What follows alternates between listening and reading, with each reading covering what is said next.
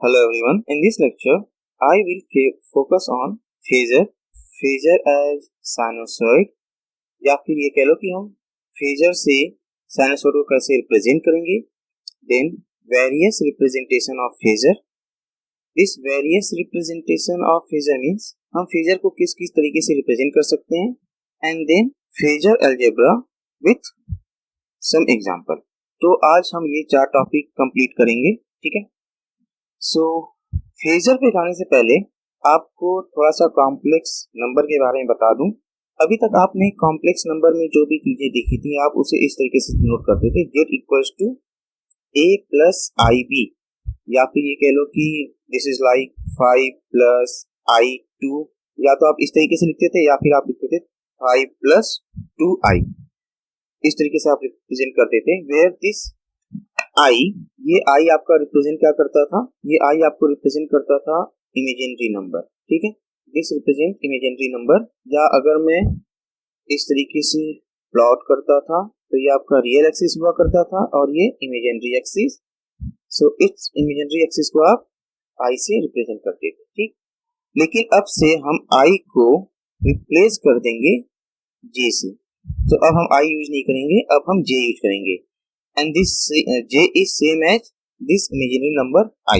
Okay, so इसका क्या मतलब हुआ, आपने i स्क्वायर इक्वल्स टू -1 दिया था.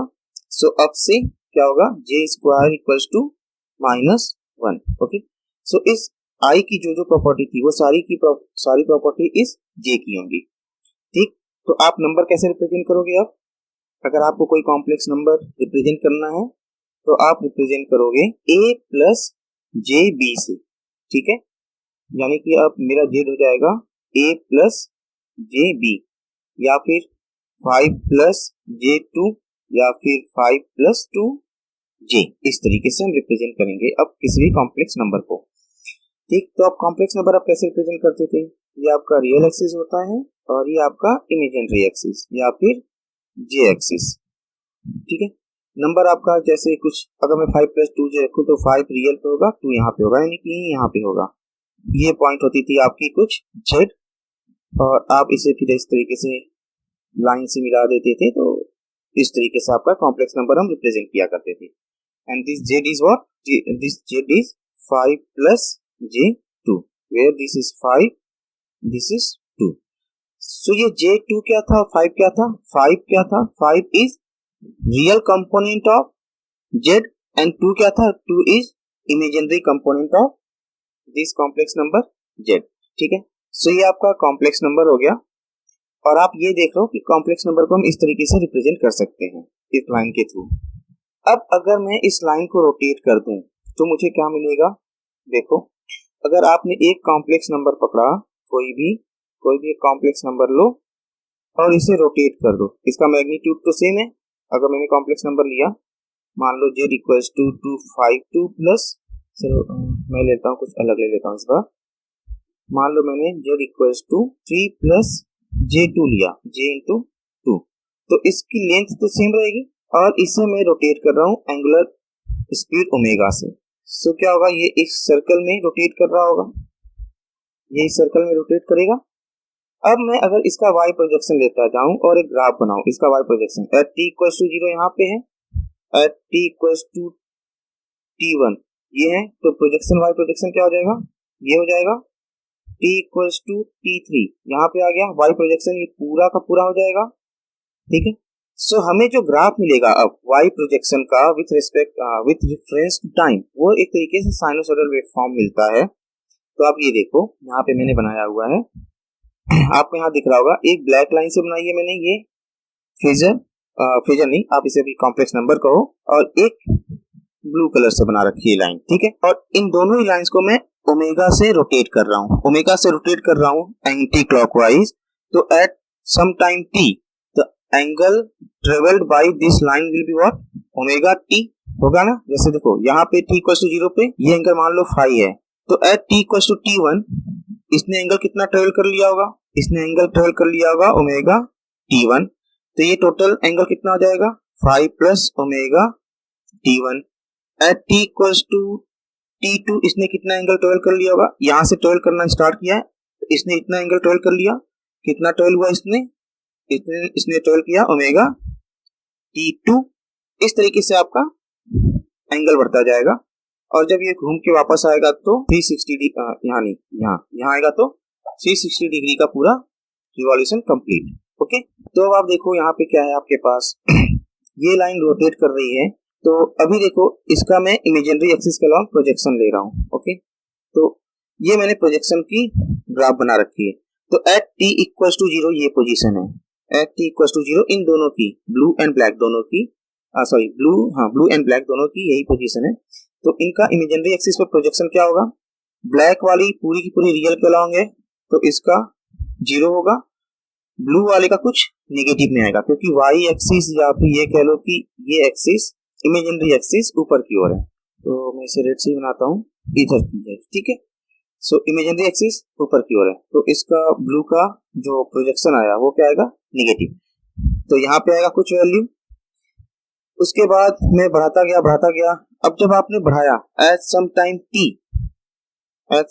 टी सपोज जब ब्लू आएगा आपका इस पोजीशन पे, 0 वाले पोजीशन पे, ठीक है, मान लो मूव कर रहा है, मूव करके मेरा ब्लू आ गया यहाँ पे, तो उस समय ब्लैक मेरा कहीं यहाँ पहुंचा होगा, यानी कि पोजीशन मेरा कैसा हो गया होगा, मेरा पोजीशन अब कुछ इस तरीके का हो गया होगा। यहाँ आया मेरा ब्लू और ये हो गया मेरा ब्लैक।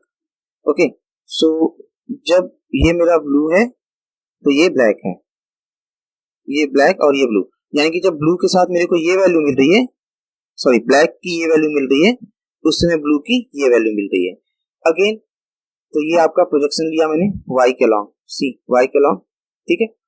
सो इस तरीके से जब आप इस लाइन को रोटेट करोगे, ओके, जब आप इस लाइन को रोटेट करोगे तो मुझे कोई साइनसोइडल वेवफॉर्म जैसा एक चीज मिल जाएगी, ठीक है। तो अब देखो मेरे पास अगर कोई साइनसोइडल वेवफॉर्म हो, साइन वेव, तो मैं साइन वेव को यानी कि क्या लिख सकता हूँ, मान लो मैंने वोल्टेज लिया हुआ है तो मैं एक साइनसोइडल वेवफॉर्म लूं normal, v1 is vm sin omega t।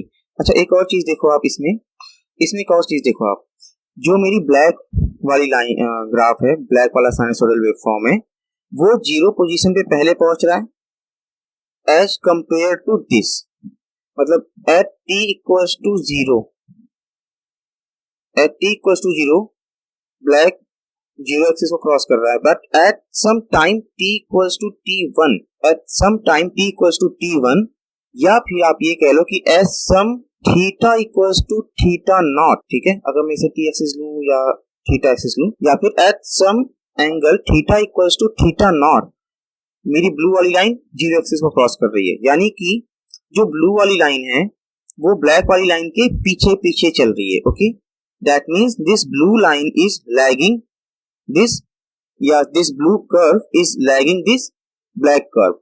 और आप इस सर्कल वाले से भी देख सकते हो, मैं नॉर्मली एंटी क्लॉकवाइज डायरेक्शन को पॉजिटिव लेता हूं, तो ये मेरा ब्लैक है और ये मेरा ब्लू है इधर की ओर।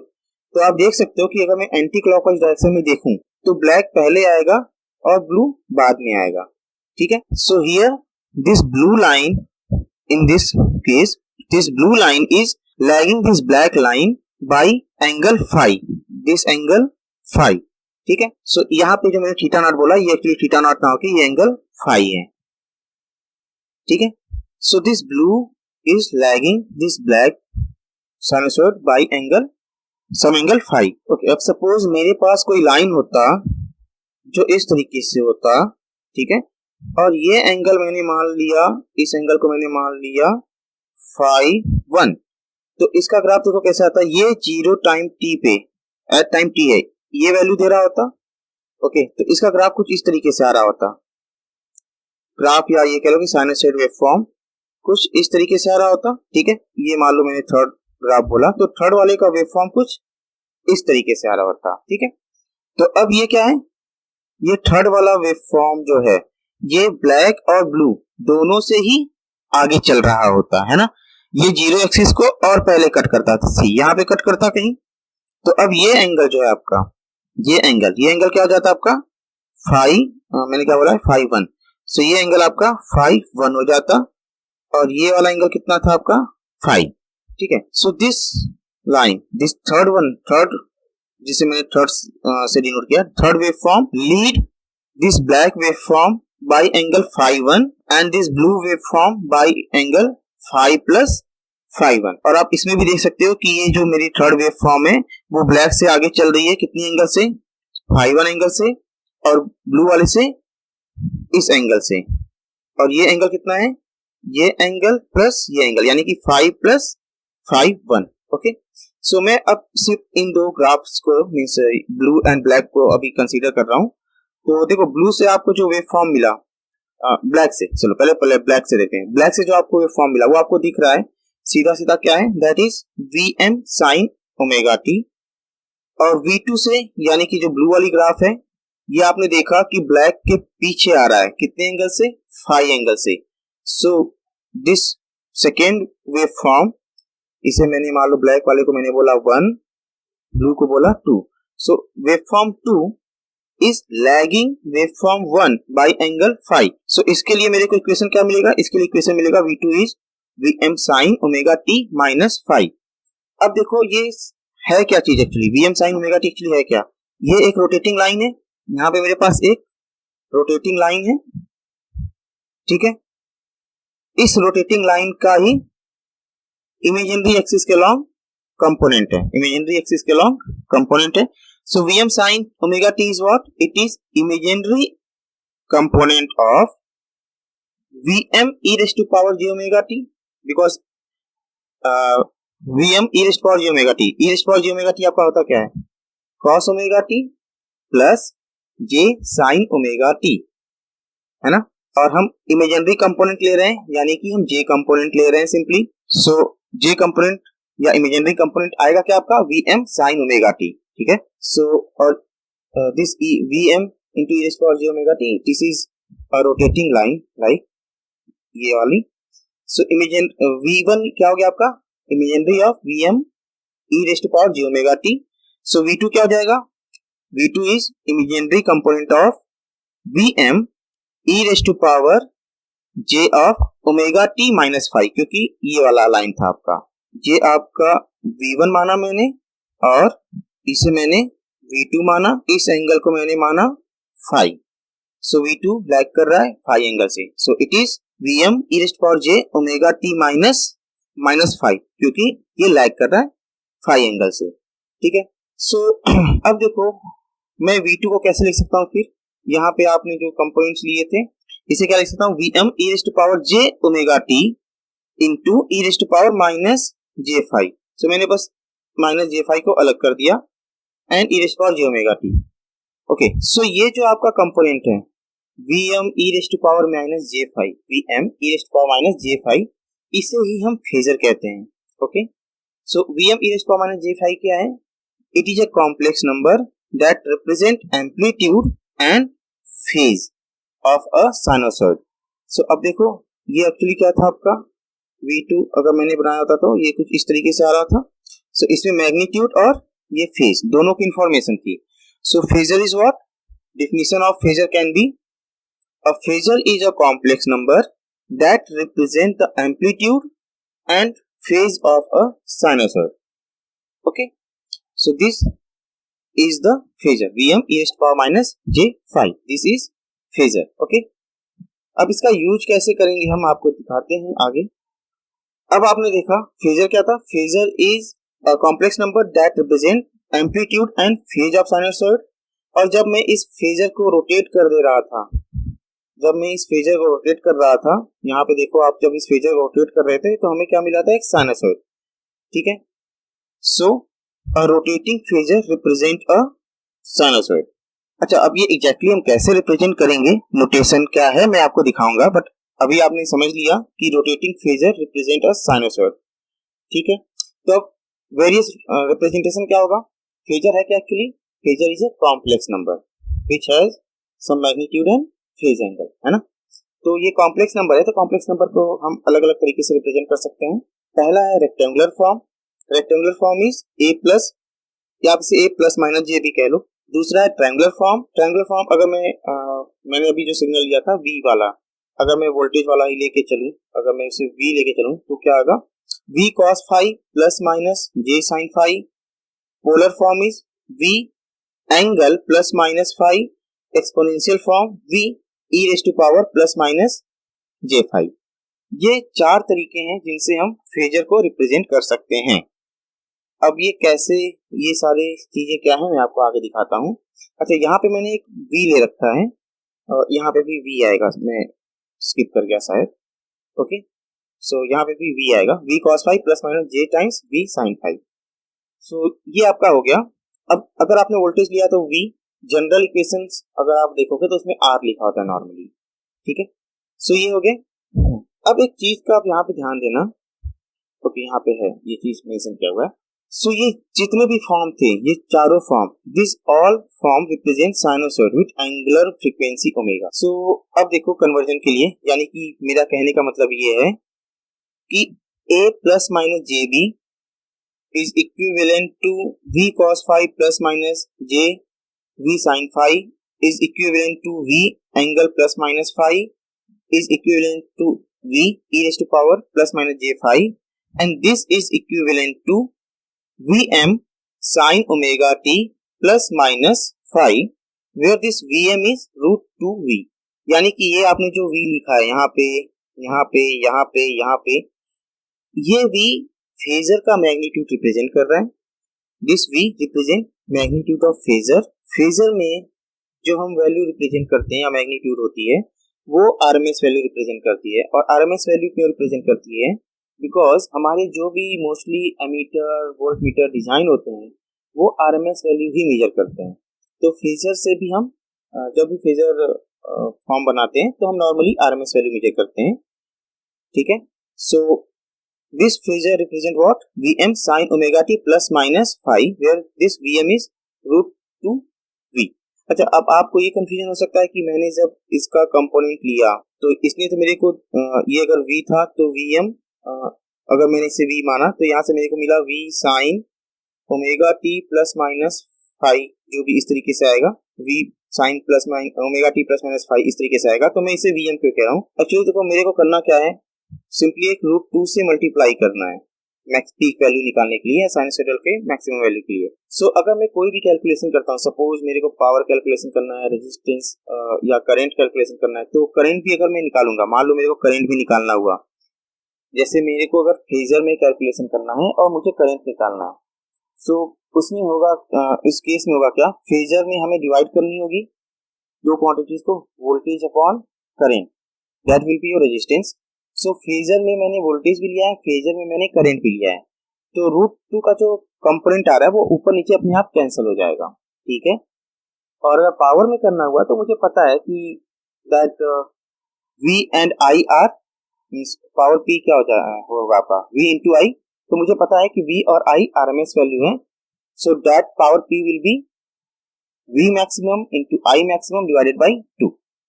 ओके, सो उसमें कोई कैलकुलेशन में कोई फर्क नहीं पड़ेगा, it is just like a scaling factor. Okay, तो ये था आपका how we represent sinusoid using phasor. तो अब कन्वर्जन देखो कैसे करेंगे, कन्वर्जन देखो कैसे करेंगे, रेक्टेंगुलर टू पोलर और एक्सपोनेंशियल और ट्रायंगुलर।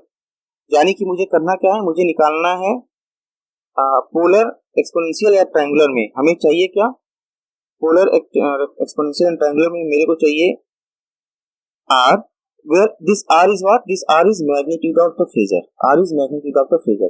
जो मैं अभी तक v लेके चल रहा था, अब मैं जनरल एक्सप्रेशन लेके चल रहा हूँ, इसलिए मैंने इसे r लिखा है ताकि ये जनरल एक्सप्रेशन हो। एंड फाई तो आपका जनरल फेज एंगल होता ही है, ठीक है। तो अब कन्वर्जन करने के लिए आप करोगे क्या, देखो मेरे पास है क्या, a plus j b is equal to v angle plus minus phi, कह लो ये प्लस माइनस जो भी है, ये होता है आपका v e raise to power plus minus j phi, और ये होता है आपका v times cos phi plus minus j of sin phi, यही होता है। तो मेरे को v और एंगल फाई निकालना है बस। तो यहाँ से आपका जो v आता है, v की जगह r कर लो आप, क्योंकि मैं r बोल रहा हूँ, r e raise to power plus minus j phi r cos phi plus minus j phi. So r की वैल्यू क्या होगी, r will be a square plus b square under root and phi is tan inverse of b by a. So this is the conversion formula. R is a square plus b square under root and phi is tan inverse of b by a. A और b मेरे को पता होगा क्योंकि rectangular form में है, तो वो मुझे पता है, ठीक है। सो मैं r और phi की वैल्यू यहाँ से निकाल लूंगा। So this is conversion from rectangular to polar और एक्सपोनेंशियल और ट्रायंगुलर। तो अगर मेरे को r और phi पता चल गया तो मैं इसको भी लिख सकता हूँ, इसको भी लिख सकता हूँ और इसको भी लिख सकता हूँ। ओके, नेक्स्ट पोलर और एक्सपोनेंशियल और ट्रायंगुलर टू रेक्टेंगुलर, यानी कि मेरे को v एंड phi ये पता है, दिस इज गिवन। निकालना क्या है, a एंड b, ये क्या है, ये निकालना है। तो इसमें आप देखो क्या है, आपके पास एक तरीके से मेरे को ये चीज पता है कि this length is r and this angle is phi। So this is your a and this is your b, यही है। So what is a? a is r cos phi and b is r sin phi, ठीक है। So this is the conversion from polar और exponential और triangular to rectangular. तो आपको मिलेगा क्या, आपको मिलेगा सिंपली a प्लस जे बी। Okay, so next is phasor algebra, but phasor algebra से पहले मैं आपको कुछ और चीजें दिखा देता हूँ इस कन्वर्जन से रिलेटेड। तो आप देखो, अभी आपने देखा जैसे this v is not v, r, this r is a square plus b square under root and phi is tan inverse of b by a। देखा, tan inverse of b by a। तो suppose मेरे को एक phasor कुछ दिया हो, some phasor z is given like 5 plus j3, this implies this is equivalent to what, यहाँ से r की वैल्यू क्या आएगी, अगर मेरे को बोल दे इसे एक्सपोनेंशियल में कन्वर्ट करो, सपोज मेरे को बोल दिया एक्सपोनेंशियल में क्या होगा, एक्सपोनेंशियल में क्या होगा, ठीक है। सो r की वैल्यू निकालनी होगी, r की वैल्यू क्या आ जाएगी, 5 square plus 3 square under root, so this is 25 plus 9 under root, so this is like root 34। Okay, so r आ गया, phi की वैल्यू क्या आ जाएगी, phi will be tan inverse of 3/5, so this is like tan inverse of 0.6। Okay, so exponential form में मेरा answer क्या होगा, मेरा आंसर हो जाएगा, my answer will be like root 34 e raised to power j and this phi, where phi is tan inverse of 0.6। ये आप calculator में कैलकुलेट कर सकते हो इन radiance, this phi should be in radians। Okay, और अगर आप डिग्री में लिख रहे हो तो आप मेंशन कर देना कि इट इज इन डिग्री, ठीक है। ओके, सो इस तरीके से आपका कन्वर्जन हो सकता है। अब इसमें एक चीज आप ध्यान देना कि देखो, आप जब भी कैलकुलेटर से कैलकुलेट करोगे, means there is an option in calculator to convert rectangular to polar and polar to rectangular. अगर आपने कैलकुलेटर में डायरेक्ट उस कमांड को यूज किया तब तो आपको कोई प्रॉब्लम नहीं होगी, लेकिन अगर मान लो आपको कुछ इस तरीके से एंगल दे दिया जाए, suppose z equals to -3 plus j4, this is z1 and z2 is 3 minus j4। अब आपको बोला जाए कि इसे आप पोलर फॉर्म में लिखो, नॉर्मल पोलर फॉर्म, यानी कि सम r angle phi1, r1 angle phi1 is z1 and z2 is r2 angle phi2।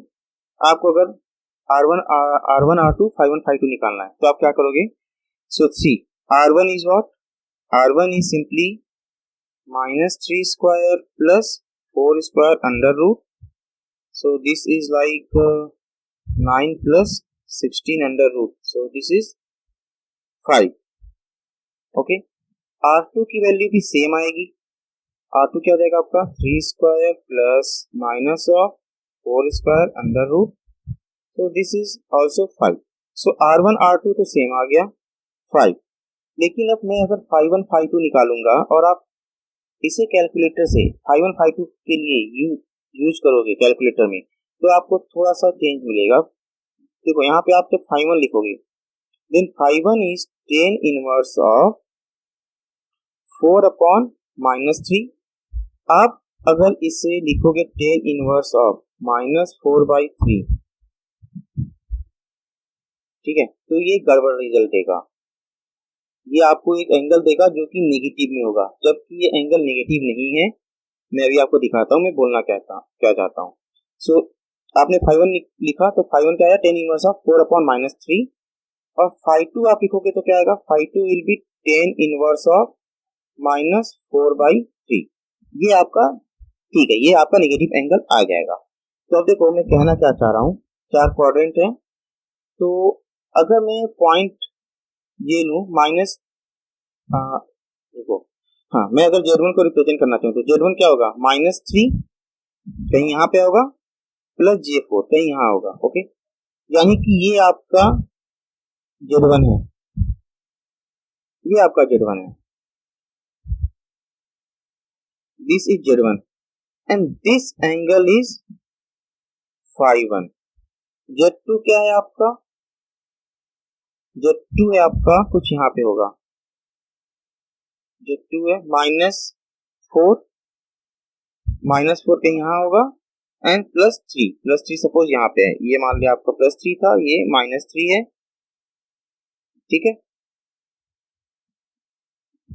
ये आपका 4 था, ये -4 था, तो ये होगा आपका क्या, ये होगा आपका Z2। और ये एंगल आपका जो है दिस वन, दिस इज ∅2, और ये एंगल आपका नेगेटिव है क्योंकि ये क्लॉकवाइज डायरेक्शन में इतना है, ये आपका क्लॉकवाइज में है, जबकि आपका एंटी क्लॉकवाइज ही है। सो ∅1 is positive angle not negative, लेकिन आप इससे कैलकुलेट करोगे अगर यहाँ से तो आपको नेगेटिव मिलेगा। तो आप इस चीज का ध्यान रखना कि ये 4/-3 है या -4/3 है, मतलब कि a डिवाइडेड बाई -b है या फिर -a डिवाइडेड बाई b है। अगर ये -a डिवाइडेड बाई b है तब तो नेगेटिव एंगल देगा, लेकिन अगर ये a -b के फॉर्म में तो ये थर्ड क्वाड्रेंट में होगा और ये एंगल कुछ पॉजिटिव होगा, और ये इसका ही कॉम्प्लीमेंट है कुल मिला के, because this total angle is 180 degree actually. तो आप इस चीज का ध्यान रखना, ठीक है। ओके, सो आप ये कन्वर्जन कर सकते हो, इस पे मैं ज्यादा फोकस नहीं करूंगा। तो अब मैं नेक्स्ट देखता हूं आपका फ्रेजर अलजेब्रा। सो फ्रेजर अलजेब्रा में देखिए, मान लो मेरे पास मान लिया मेरे पास दो फेजर्स हैं, Z1 जो कि x1 plus jy1 which is R1 angle ∅1 है, and Z2 is x2 plus jy2 which is R2 angle ∅2 है। फेजर अलजेब्रा क्या कहता है, अगर आपको दो फेजर्स को ऐड करना है Z1 Z2 तो आप रेक्टेंगुलर फॉर्मेट लो, वो ज्यादा आसान होगा। तो Z1 plus Z2 will be x1 plus x2 plus j times y1 plus y2, ठीक है। अब यही अगर मान लो मेरा प्लस माइनस कर दिया तो ये प्लस माइनस यहाँ पे जाएगा, प्लस माइनस यहाँ पे जाएगा, यानी कि एडिशन या सब्ट्रैक्शन करना हो तो उस केस में मेरे लिए रेक्टेंगुलर फॉर्मेट इजी होता है। अगर मल्टीप्लिकेशन करना हो तो मैं क्या करूंगा, Z1 Z2, आप इसे लिख सकते हो नॉर्मली, आप इसे भी लिख सकते थे कि R1 एंगल ∅1 प्लस माइनस, मतलब मैं इसे ऐसे भी लिख सकता हूँ R1 angle ∅1 plus minus R2 angle ∅2, मैं इसे लिख सकता हूँ इस तरीके से, बट ये थोड़ा सा हेक्टिक पड़ेगा। सो अगर Z1 Z2 निकालना हो तो आप क्या करोगे, Z1 Z2 को मैं x1 plus jy1 into x2 plus jy2 इस तरीके से लिख सकता हूँ। लेकिन उस केस में मल्टीप्लीकेशन हो, डिवीजन हो, पावर हो, तो उस केसेस में हमारे लिए ये पोलर फॉर्म ज्यादा आसान होता है। सो Z1 Z2 will be what, simply it is R1 R2 angle of ∅1 plus ∅2। Z1 upon Z2 क्या हो जाएगा, this is R1 upon R2 angle of ∅1 minus ∅2, ठीक है। Z1 raise to power n क्या हो जाएगा, this will be R1 raise to power n angle of n ∅1 and Z1 यानी कि अगर मैं पावर को मान लो 1/2 कर दूं तो ये क्या हो जाएगा, ये हो जाएगा आपका √R1 angle of phi1 divided by 2। So ये आपका फेजर अलजेब्रा है, ये रिलेशंस हैं, ये आप यूज कर सकते हो। ठीक है, अगर मैं कॉन्जुगेट निकालना चाहूँ तो आप कॉन्जुगेट भी निकाल सकते हो। तो Z1 conjugate is what, x minus jy, and this is like R angle minus phi1। मैंने 1 लिया ना तो 1 लेके चलता हूँ। So Z1 conjugate is what, x1 minus jy1, this is R angle of minus phi1। Okay, so ये आपके phasor अलजेब्रास के कुछ रिलेशन है जो आप यूज कर सकते हो। ठीक है, तो अब इनके मैं न्यूमेरिकल देख लेता हूँ कुछ। अच्छा, ये आपको मैंने बता ही दिया कि साइनसोइडल वेवफॉर्म में आप कैसे प्रेजेंट करते हो।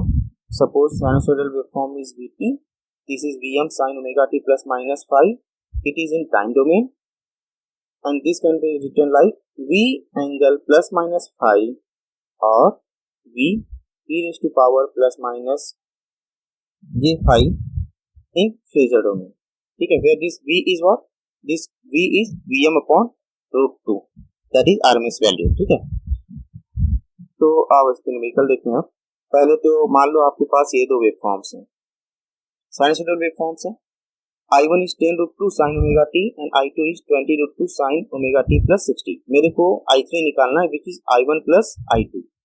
तो आप इसे नॉर्मली ट्रिग्नोमेट्री के यूज से भी कर सकते हो, means 10√2 sin omega t plus 20√2 sin omega t plus 60।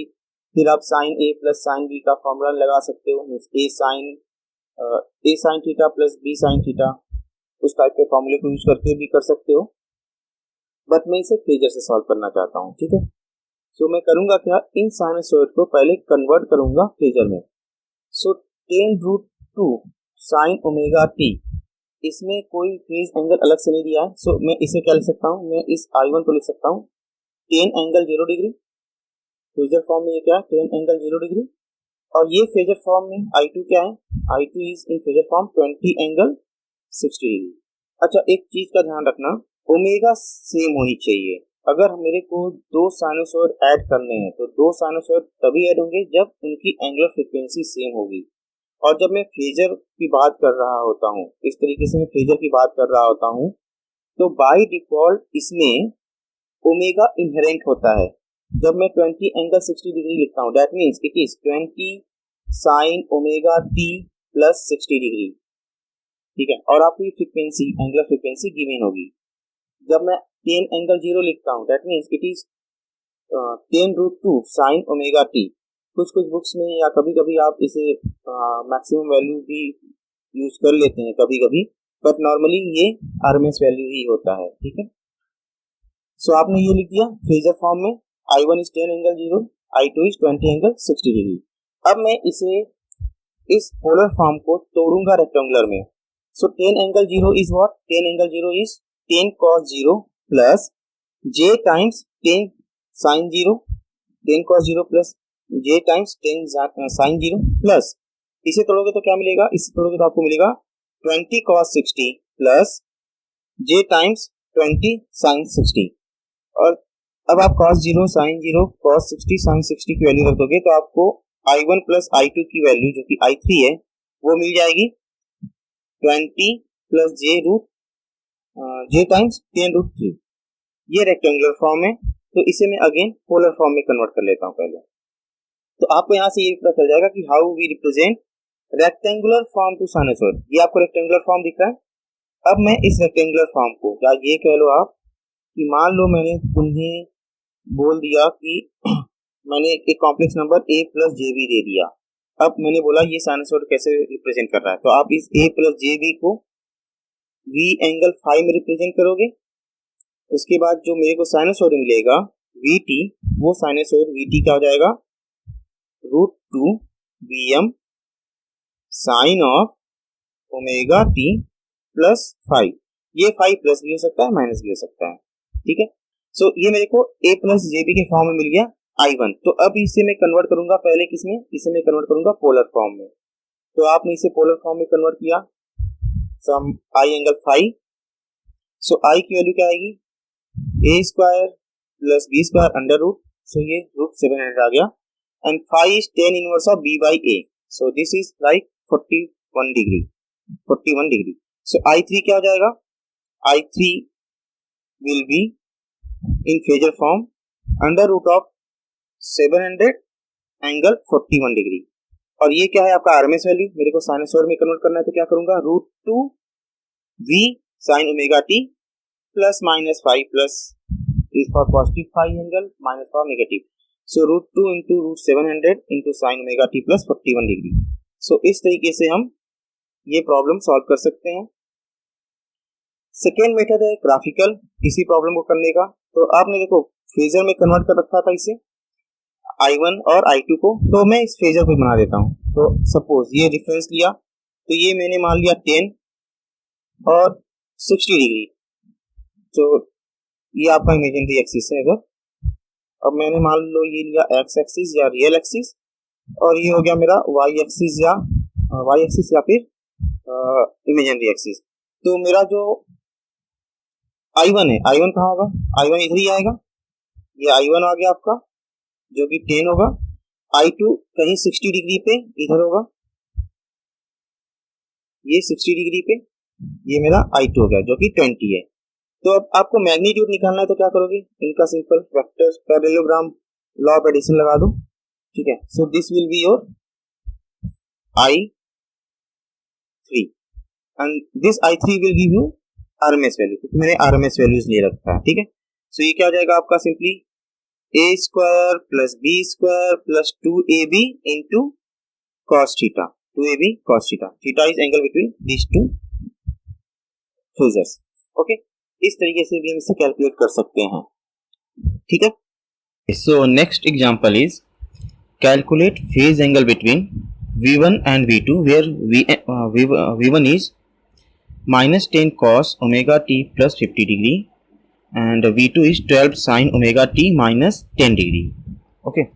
सो देखो ऐसे प्रॉब्लम्स में आप दोनों सिग्नल्स को v1 v2 r1 r2 या मोर देन वन सिग्नल जब भी हों, तो आप उन सिग्नल्स को या तो प्योर साइन में कन्वर्ट कर लेना या फिर प्योर कॉस में कन्वर्ट कर लेना, ठीक है।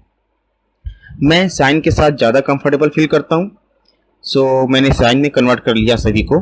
तो मैंने पहले v2 को लिखा, क्योंकि v2 मेरे को पता है v2 इज इन साइन, सो मैंने v2 को लिखा, तो v2 is what 12 sign omega t minus 10 degree. और इसी में अगर फेजर में कन्वर्ट करूंगा, फेजर में कन्वर्ट करोगे तो आपको क्या मिलेगा, 12/√2 angle of minus 10 degree, okay. So actually इसे आप साइन में कन्वर्ट करके फिर मैं फेजर से कर रहा हूँ, आप सिंपली साइन में कन्वर्ट करके भी देख सकते थे, बट मैं फेजर में कन्वर्ट करके करूँगा, वो ज़्यादा इजीली आपको दिखेगा, ओके। सो v2 को मैंने लिख दिया। नेक्स्ट मैं v1 को देखता हूँ, तो v1 की वैल्यू क्या है, v1 है minus 10 cos omega t plus 50 degree, तो इसे आप लिख सकते हो 10 sine omega t plus 50 degree minus 90 degree, okay. So minus cos theta is sine of theta minus 90 degree.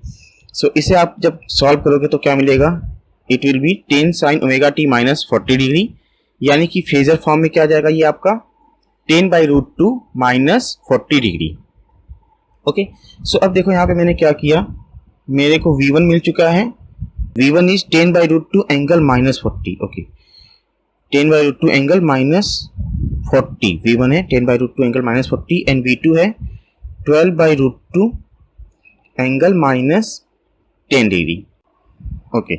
So अब मैं क्या करूँगा, इनका ये तो आपको यहाँ से दिख रहा है, मेरे को फेज डिफरेंस निकालना है, तो यही आपका फेज है, v1 का माइनस 40 डिग्री और v2 का माइनस 10 डिग्री। तो मेरे को फेज डिफरेंस तो यहाँ से ही दिख गया कि 30 डिग्री का है, बट मैं आपको फेजर डायग्राम बना के दिखा देता हूँ। तो सपोज ये आपका रियल एक्सिस हो गया, ये आपका इमेजिनरी एक्सिस हो गई। सो अब मैं पहले बनाता हूँ v1 कहाँ पे है, v1 is at angle of minus 40 degree, तो v1 कहीं यहाँ पे होगा। सपोज मैंने ये ले लिया, ये v1 के लिए है, ठीक है, और इसका मैग्नीट्यूड क्या है 10/√2। ये एंगल कितनी है, ये एंगल है आपकी माइनस 40 डिग्री, माइनस 40 क्यों, क्योंकि ये क्लॉकवाइज डायरेक्शन में है रियल एक्सिस से, ठीक है। एक्चुअली एंगल हम एंटी क्लॉकवाइज को पॉजिटिव लेते हैं, सो ये क्लॉकवाइज डायरेक्शन में है, इसलिए -40 डिग्री। ओके, नेक्स्ट है मेरा V2 और V2 इज 12/√2 एंगल -10। तो ये कहीं यहाँ पे ऐसे होगा V2, ये हो गया आपका 12/√2। ओके, और ये एंगल कितना है, ये एंगल है आपका -10 डिग्री। तो यहाँ से आपको दिख रहा है कि this is the phase difference between V1 and V2, और ये डिफरेंस कितना है 30 डिग्री का। और मुझे यहाँ से ये भी दिख रहा है कि this signal V2 is leading V1। Okay, so मुझे मिला क्या, मुझे मिला V2 leads V1 by 30 degree. Okay, so phase difference कितना है 30 डिग्री और V2 इज लीडिंग। ठीक है, नेक्स्ट एग्जांपल देखते हैं हम। सो नेक्स्ट एग्जांपल है कन्वर्ट टू साइनोसॉइड। पहला है J8 और दूसरा है J8 e⁻−j20 डिग्री। तो J8 ये आपको साफ साफ दिख रहा है इमेजिनरी नंबर है पूरा का पूरा। सो इसे मैं अगर लिखूंगा a प्लस JB के फॉर्म में, तो ये क्या आएगा 0 + J8। अगेन a + JB जब मैं पोलर फॉर्म में कन्वर्ट करता हूँ तो क्या आता है आपका a + b whole square √tan−1 b/a। तो यहाँ पे देखो आपका a + b whole square 8 square होगा, देन उसका √ ये हो गया। ओके, ये तो आपका फेजर ही है तो डिवाइडेड बाई करने की कोई जरूरत नहीं है। तो सपोज यही है आपका √8 square and then tan−1 b/a। tan−1 b/a means tan−1 8/0, क्योंकि ये है क्या imaginary part is 8 and real part is 0। So b/a means 8/0। सो कितना आ गया आपका tan−1 and tan−1 is 90 degree. So J8 is what, J8 is like 8 angle 90 degree. और ये आप यहां से भी देख सकते हो। तो ये देखो आपका अगर रियल एक्सिस है, यहाँ पे रियल एक्सिस है तो J8 कहीं यहाँ पे होगा इस इमेजिनरी एक्सिस पे, और मैग्नीट्यूड कितनी होगी 8। ओके, मैग्नीट्यूड कितनी होगी 8। तो ये एंगल कितना है रियल एक्सिस से 90 डिग्री। तो ये मेरे को यहाँ से भी विजुअलाइज हो जाएगा। अच्छा, अब इसे वापस से अगर मैं साइनसॉइड में कन्वर्ट करना है तो साइनसॉइड में कन्वर्ट करने के लिए मैं क्या करूंगा, this 8 angle 90 degree is like what 8√2 sin ωt plus that angle phi, so sin ωt plus 90 degree. So this is 8√2 cos ωt because sin ωt plus 90 is cos ωt. Okay, so ये आपका J8 आ गया 8√2 cos ωt in sinusoid waveform। अब मैं अगर इसे बनाना चाहूँ तो मान लो मैंने अगर एक साइन को अगर मैं बनाऊँ नॉर्मल साइन, तो मेरा नॉर्मल साइन कुछ ये रेड कर्व से शो होगा, ये रेड कर्व से शो हो रहा है। ओके, सो ये 8√2 या फिर cos ωt कहाँ होगा, cos ωt is leading this sine by 90 degree. Okay, so एक चीज यहां से मेरे को ये दिखा कि अगर ये मेरा sin ωt है तो cos ωt leads sin ωt by 90 degree. Okay, अच्छा, अब मैं नेक्स्ट देखता हूं J8 e⁻−j20। तो इसमें देखो आपको क्या है, इसे मैं अगर तोड़ूंगा तो ये क्या है J8 multiplied by e into j⁻20। यही काम किया मैंने। अब आपने देखा है कि J8 को मैं क्या लिख सकता हूँ, मैं J8 को नॉर्मली 8 एंगल 90 डिग्री लिख सकता हूँ। नाउ e⁻−j20 ये आपका कौन सा फॉर्म है, ये आपका फॉर्म है कुछ r इंटू e⁻j वाला फॉर्मेट है। सो इसमें r की वैल्यू क्या है 1, थीटा की वैल्यू क्या है 20 डिग्री। तो इसे मैं अगर नॉर्मल पोलर फॉर्म में लिखूं तो r एंगल थीटा लिख सकता हूं। तो मैंने इसे अब अगेन r एंगल थीटा के फॉर्म में लिख दिया। सो ये क्या आ गया आपका 1 एंगल -20 डिग्री। सो आपको पता है r1 angle theta 1 multiplied by r2 angle theta 2, ये क्या आता है आपका, ये होता है आपका r1 r2 angle of theta 1 plus theta 2। तो मैंने अब यही यूज किया, तो 8 into 1 this is r1 into r2 angle of theta 1 plus theta 2. So here theta 1 is what 90 degree and theta 2 is what -20 degree. So 90 plus of -20 gives you 70 degree. तो मेरे को polar form क्या मिल गया या phasor क्या मिला मेरे को 8 एंगल 70 डिग्री। तो साइनसॉइड क्या होगा, sinusoid will be 8√2 sin of ωt plus 70 degree. So this is your answer. Okay, अब इसमें एक चीज याद रखना आप, अब से अगर आपको कोई फेजर इस तरीके मीन्स कोई भी फेजर फॉर्म या कोई भी कॉम्प्लेक्स नंबर इस तरीके से दिया हो, सिंपली इंटू ए, तो आप इसे नॉर्मली ए एंगल 90 डिग्री के टर्म से रिप्रेजेंट कर सकते हो, ठीक है। यानी कि this a leads real axis by 90 degree. So next example is evaluate this quantity 40 angle 50 degree plus 20 angle minus 30 degree raised to power 1/2। so यहाँ पे आपको सम करना है दो फेजर्स को, तो हम करेंगे क्या, इसे पहले तोड़ेंगे a प्लस जे बी वाले फॉर्मेट में, और आपको पता है r angle theta is what, और r angle theta is a cos r cos theta plus j times sin theta, means this is like r cos theta plus j, r common ले लो, r cos theta plus j sin theta. मैंने वही काम किया क्योंकि मुझे जोड़ना है।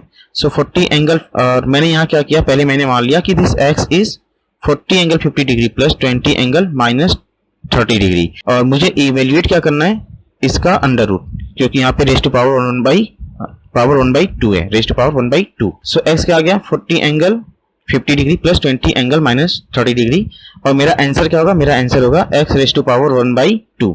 तो मैंने पहले x कैलकुलेट किया, तो किया क्या, 40 angle 50 is what 40 times cos 50 plus j sin 50, and 20 angle minus 30 is what 20 times cos minus 30 plus j times sin of minus 30 degree. So अब जब यहाँ पे cos 50 sin 50 cos minus 30 sin minus 30 की value रखोगे और इसे solve करोगे तो आपको आंसर कुछ इस तरीके से आएगा, x इज 43.03 प्लस j 20.64। अब मेरे को क्या करना है, मुझे इसका पावर निकालना है रेज़ टू पावर 1/2, तो मैं अगेन इसे कन्वर्ट करूंगा पोलर फॉर्म में, दैट r एंगल थीटा वाले फॉर्म में कन्वर्ट करूंगा। और दूसरी चीज यहाँ पे मेरे को ये चीजें जो दे रखी हैं वो पोलर फॉर्म में दी हैं, तो मैं कोशिश करूंगा मेरा आंसर भी पोलर फॉर्म में ही आए। सो इन दोनों वजहों से मैं इस कॉम्प्लेक्स जैसे फॉर्म को कन्वर्ट करूंगा पोलर फॉर्म में। ओके, सो आपको पता है पोलर फॉर्म में कन्वर्ट करने के लिए क्या करोगे आप, अगर a प्लस जे बी है उसे r एंगल थीटा में कन्वर्ट करना है, तो आप करोगे क्या, r is a square plus b square under root and theta is tan inverse of b by a। So ये आपका r आ गया, a square plus b square, where this is a and this 20.64 is b। Okay, so 43.03 square plus 20.64 square under root, this is your under root angle of tan inverse of b by a। So angle tan inverse of 20.64 divided by 43.03। जब आप इसे solve करोगे तो आपको x की value मिलेगी, और x की वैल्यू आएगी 47.72 एंगल 25.63 डिग्री, क्योंकि ये सारी चीजें मैंने डिग्री में रखी हैं। और मेरा आंसर क्या है, my answer is x raise to power 1/2। अब आपको पता है this r angle theta raise to power n, it is what r raise to power n angle of n theta. इस केस में मेरे पास n की वैल्यू क्या है 1/2, here n is 1/2। So n की वैल्यू 1/2 रख दो, तो आपको क्या मिलेगा, this under root of this angle of this by 2।